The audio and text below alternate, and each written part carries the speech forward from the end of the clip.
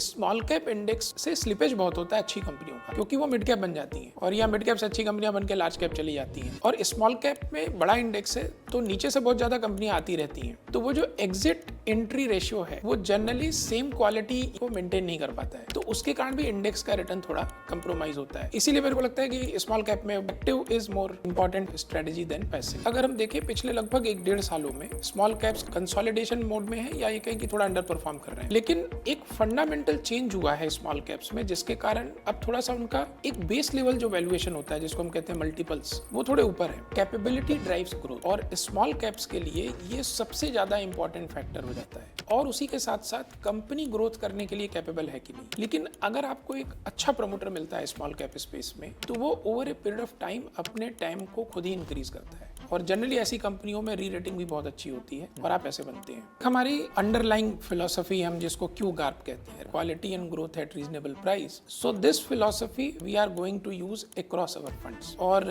हमें ऐसा लगता है कि ये एक्चुअली स्मॉल कैप्स के लिए बहुत ज्यादा इंपॉर्टेंट है। तो पहली चीज तो ये है कि वोलेटिलिटी का एक ही सोल्यूशन होता है, time horizon. There is no other solution. उसको टाइम कर पाना अच्छे से संभव नहीं होता है, तो आपको टाइम होराइजन लंबा चाहिए। मेरे ओपिनियन में कि अगर आपके पास 10 साल नहीं है एटलीस्ट, उस पैसे को आप छोड़ नहीं सकते हैं 10 सालों के लिए, तो आपको स्मॉल कैप में इन्वेस्ट नहीं करना चाहिए।